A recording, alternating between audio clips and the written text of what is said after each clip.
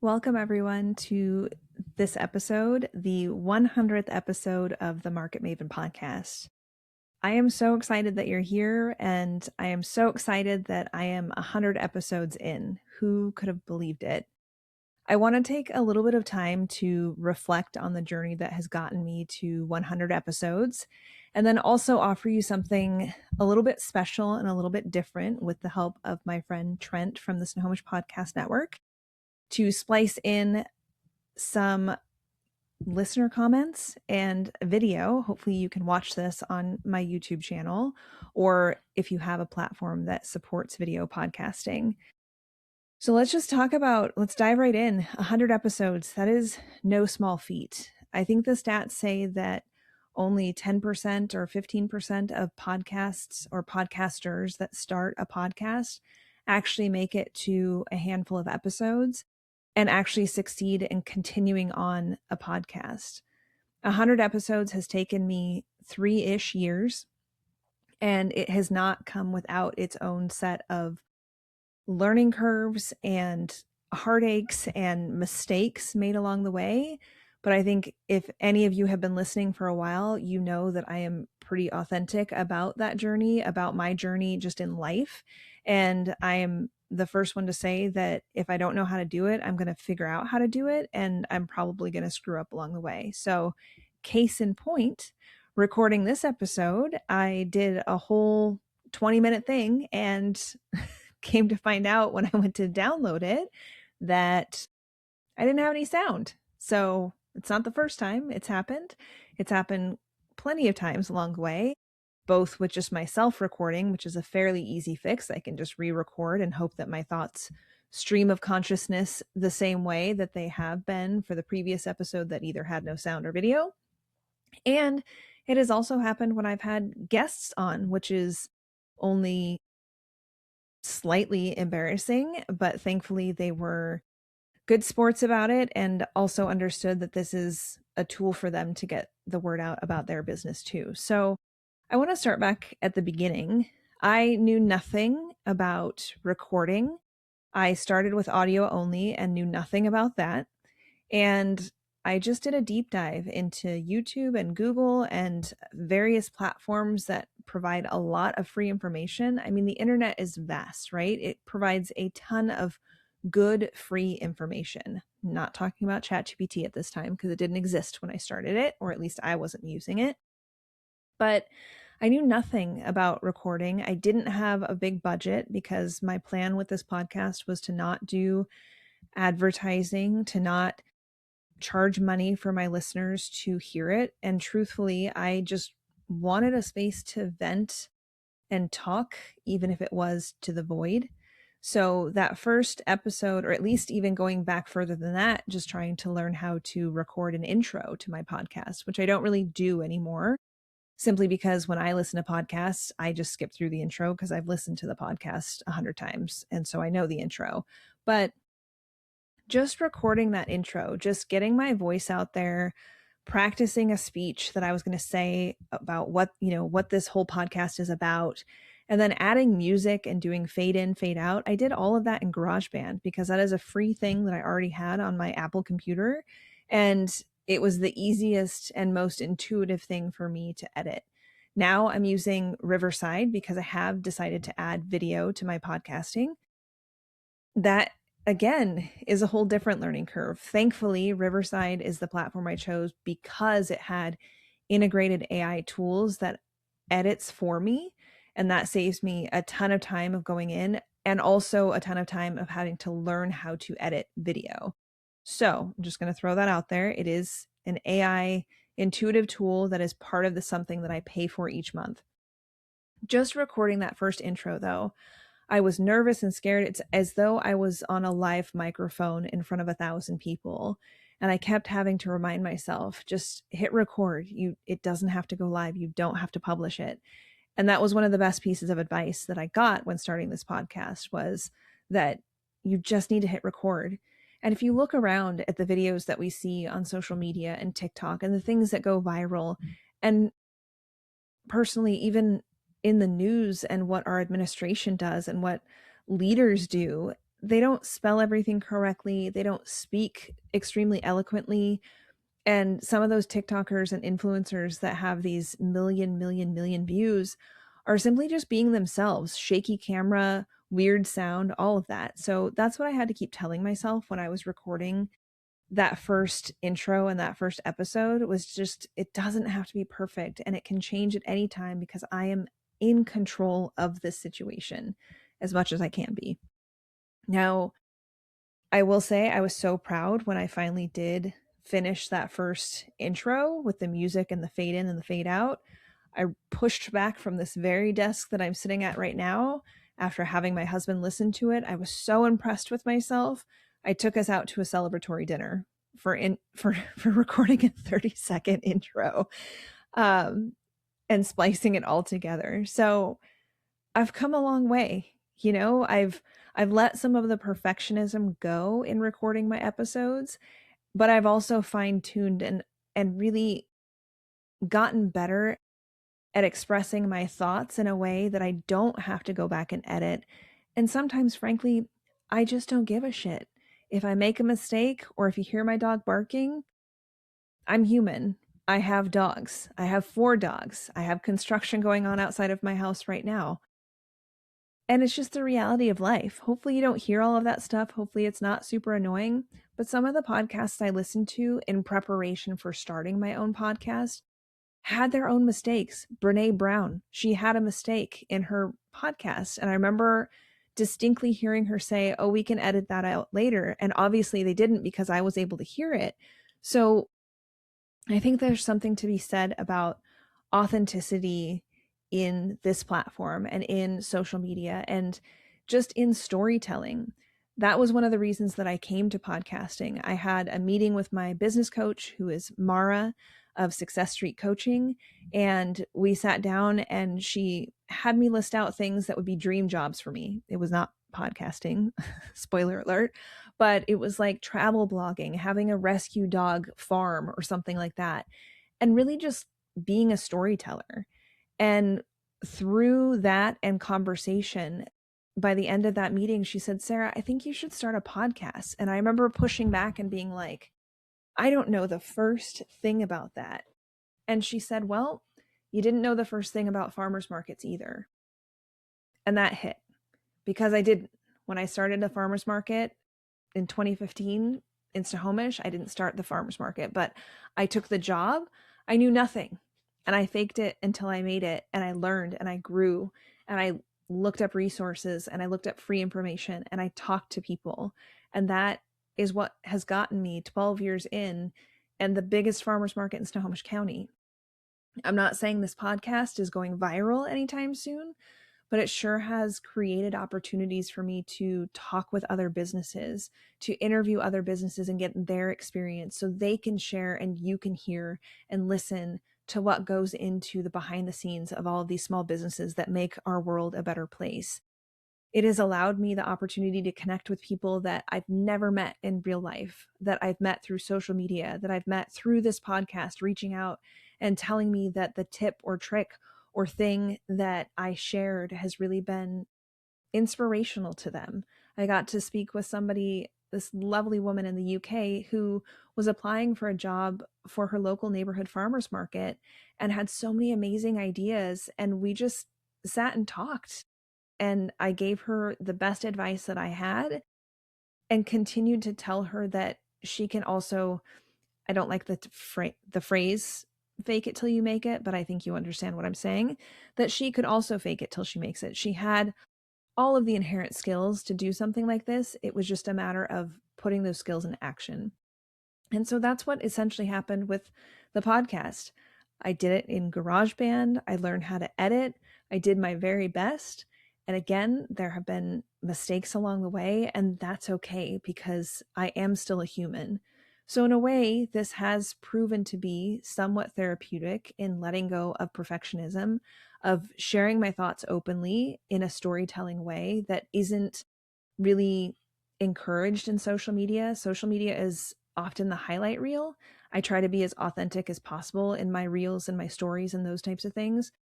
But this provides me a place to give you more context and to also talk about all of the different things that go on behind farmers markets and how farmers markets are different than special events and craft fairs and street fairs and all of those different types of things, which are all wonderful and have their place in our communities. I just wanted people to understand what goes on behind the scenes, that there is a human behind it all. And I think that that's really important now more than ever, that we're seeing this major shift towards AI taking over.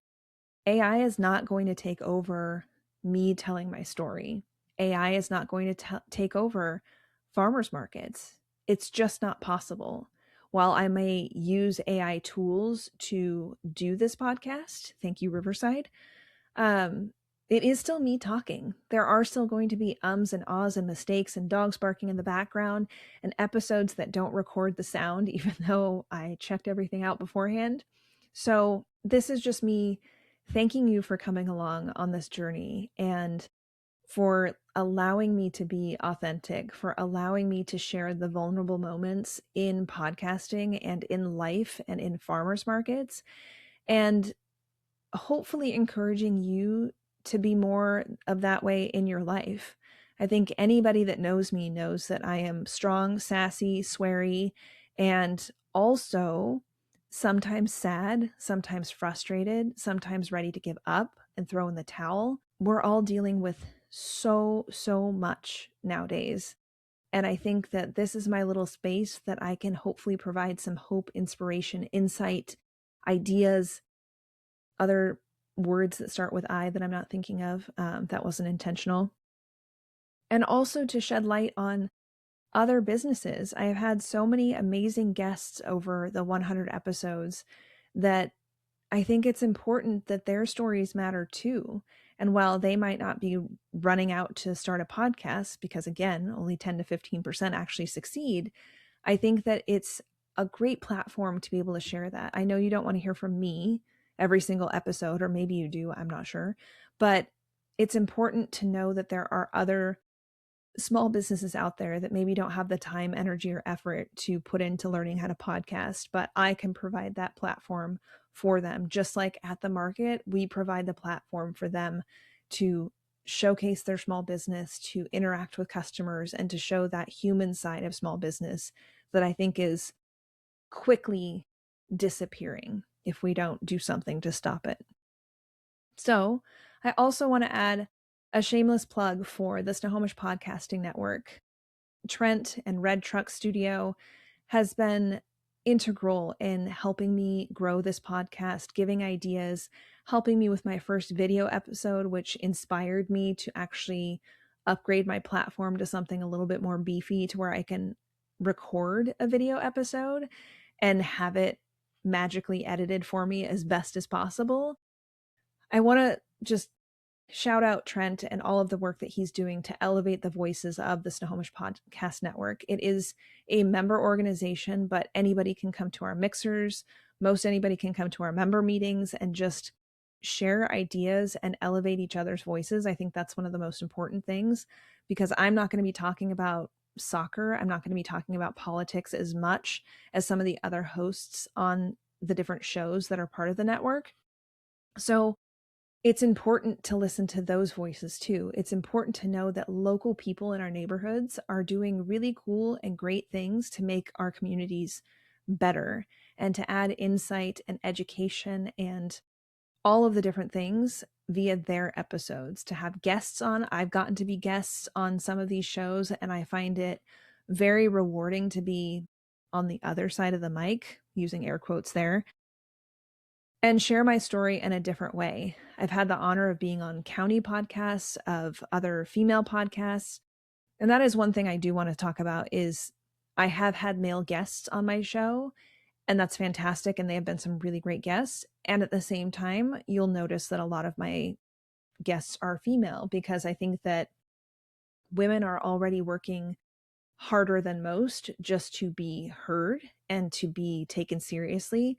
And so if I can exemplify that and I can lift that up and elevate it, that's what I'm going to do. That's not to say I won't ever have male guests on again. I have some that are my absolute favorites, but I think it's important to help elevate women's voices right now, especially in the times that we are in, and we're seeing women be taken less seriously.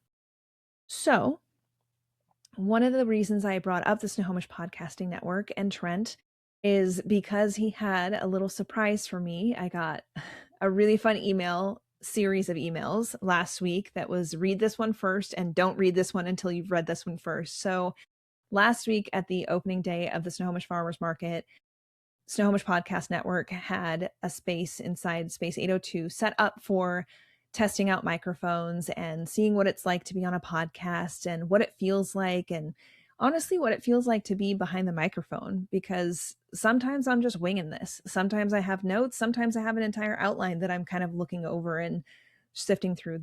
Today is not that day.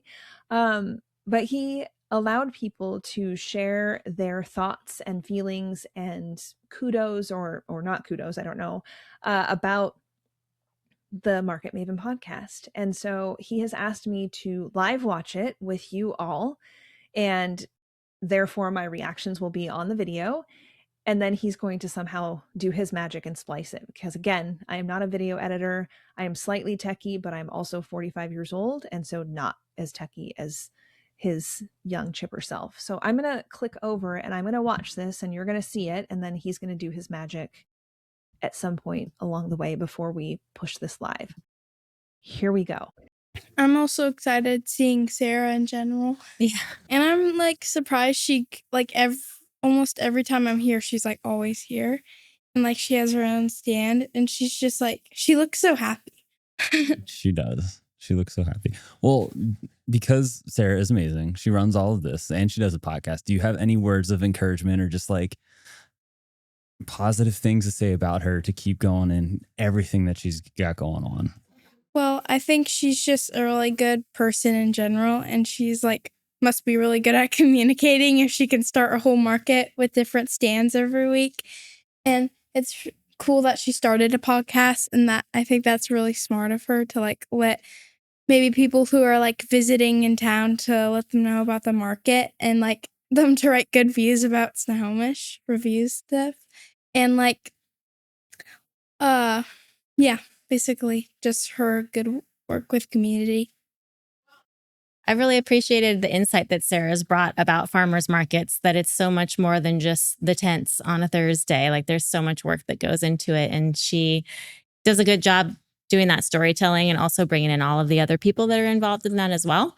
That it's not just her, right? That takes a literal community of people that come together to make this happen. And it's cool. Keep up the good work, Sarah. I think it. Thanks, Amy. Thanks, Megan. And Sarah, you are the driving force behind the artisans vendors in this community. You are what brings people together. You're what keeps the market going. We are also grateful to you and so excited to see that you are always looking for the next thing, the better thing. How can we make the market better? What can we do? And you can see that in how lasting your impact has been and how much this market has grown since you have taken it over. Also, congratulations, Sarah. I'm really excited for your 100th episode. thanks, Crystal. Sarah, what I would say to you is keep going. People need this. People are hungry for local, for authenticity.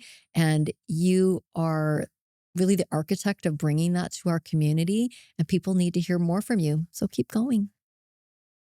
That's the business coach right there. I think the first time that I actually like went up and talked to her after I met her was, we need more PSAs. We need more PSAs. And she laughed and I was like, no, seriously, like if you have worked any aspect of working with the public, her PSAs are what you want to say to every rude, terrible person that you come in contact with. Yeah. It's just like, she hits it right on it. Like, and she has the guts to say it. Yeah. Like, take me as I am. Like, I love it. I love it. In fact, I would go so far as to say that she has made me a tad bit more courageous in speaking out to people that are rude, because, a lot of times, and I mean, As you I get don't, older too, you kind of you yeah, don't have time for that. you lose a little of your filter over time, but yeah, I That's would fair. definitely say that, like, just listening to her just, deal with her situations that she deals with here and stuff like that. And yeah, she's courageous, that one. Yeah, I really like that she's just, I mean, she's fierce in all ways, but she's also fair. Like she wants it to make sense. Mm. Do you know what I mean? Like Mhm.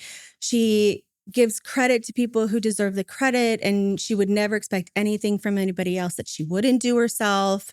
You know, she shout outs to all of her people that she works with. I mean, yeah, and it shows through all of her, like online, her podcasts, and you feel closer to home. Yeah.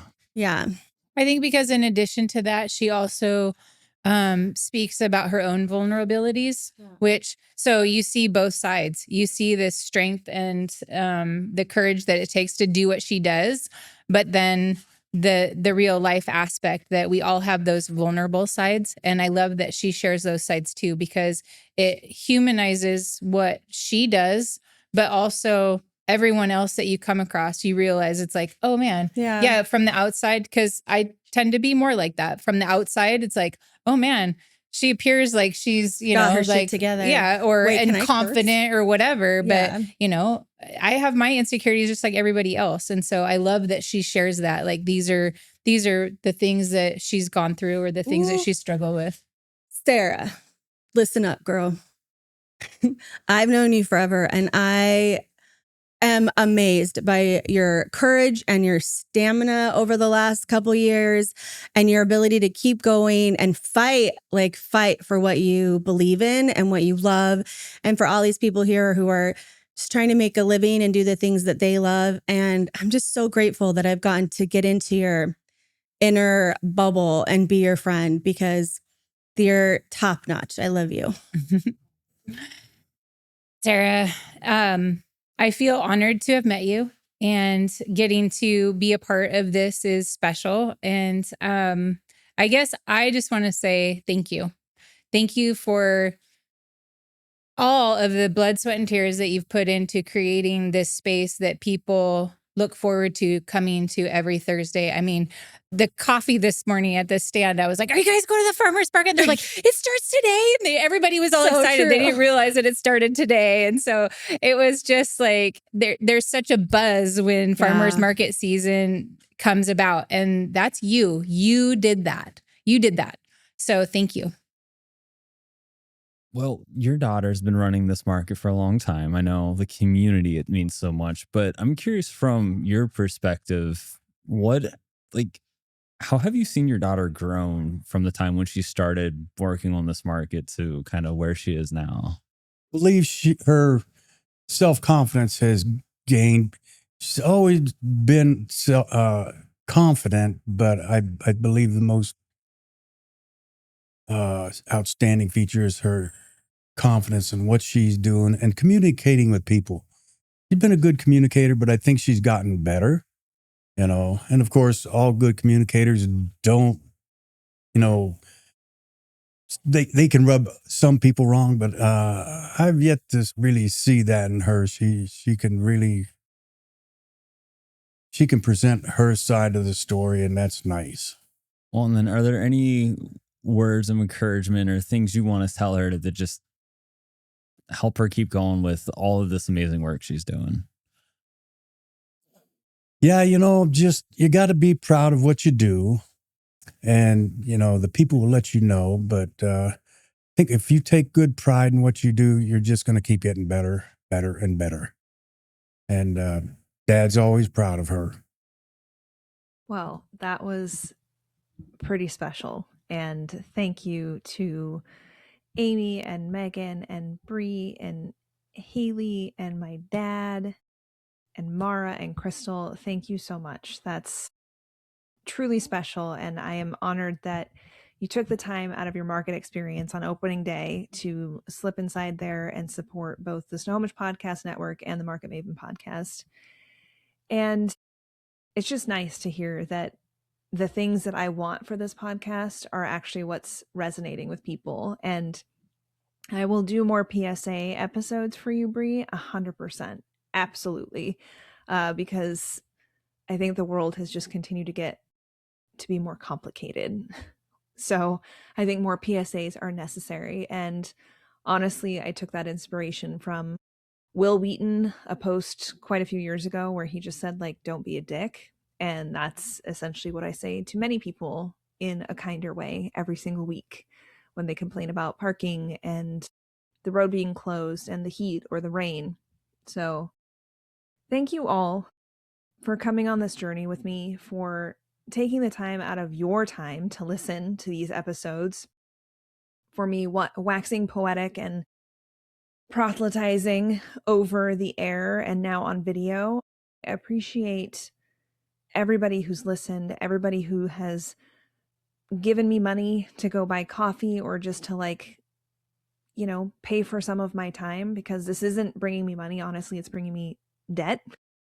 The cost to do this does not bring in anything. So it's about $40 to $50 a month that I'm spending just to continue to bring episodes to you. Maybe there's another way for us to monetize things. Maybe I can do some small business ads. If you have ideas, I would love to know. Please feel free. I think most of you know how to get in touch with me. With that said, I hope you continue to follow me on YouTube for the video episodes. I think the video episodes are going to start uploading to Spotify and Apple Podcasts soon. I've already applied to be a content creator there. You can always find me on Instagram at Your Market Maven. I do my PSAs and my outfits of the day and my earrings where I'm showcasing the local makers and people and not local things that I buy from Target and Torrid and those types of things. And yeah, I just hope that you continue to enjoy this and continue to understand what goes into these community events and continue to support community events and community podcasters and female voices and local voices and all of those amazing things. And I hope that you keeping on.